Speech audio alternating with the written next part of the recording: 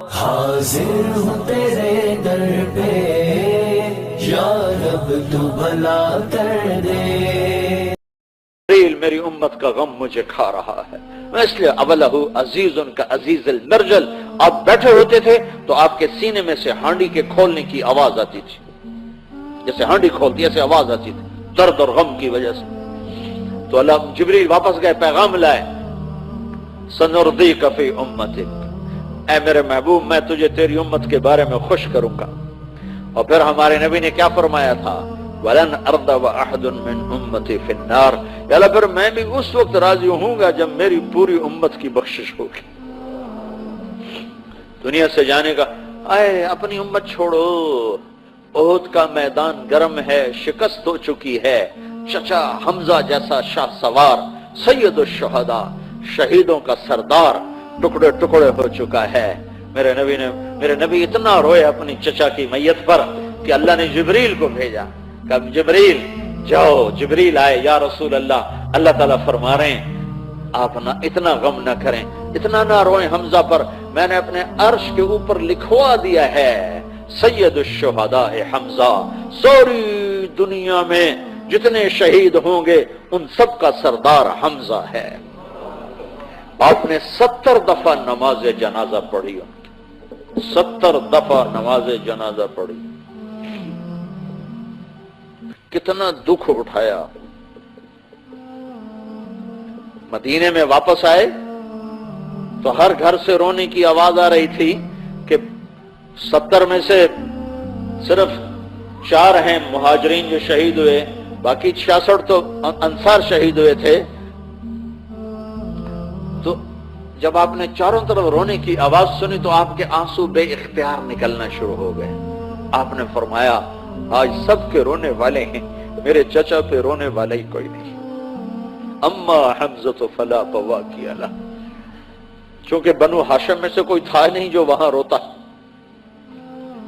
تو یہ خوفناک گھاٹی سے گزرے ہیں اور صحابہ بکھر گئے. خالد بن ولید کا حملہ اتنا شدید تھا، چند لوگوں نے آپ کو گھیرے میں لیا ہوا تھا.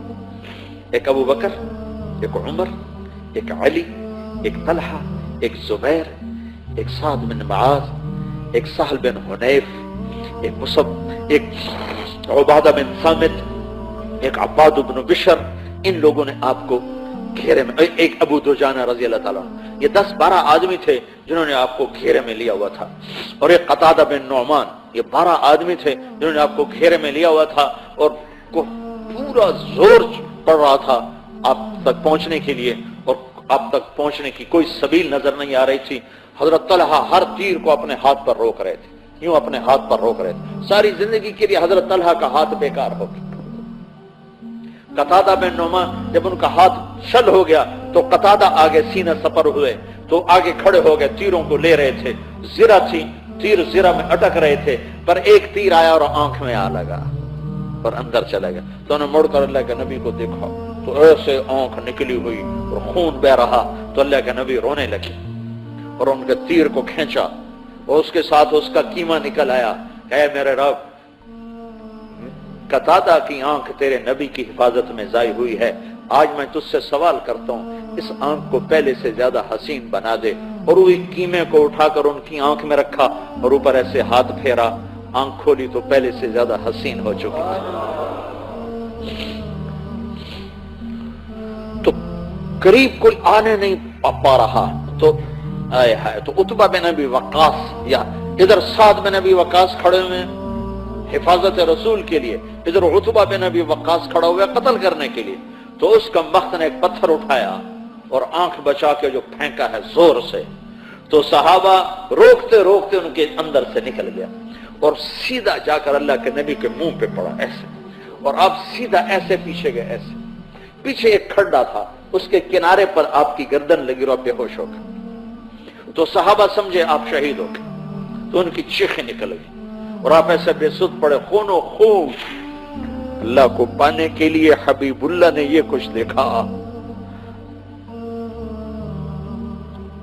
سود کھانے والا بھی کہتا ہے اللہ بڑا غفور و رحیم ہے، آپ ہی معاف کرے گا۔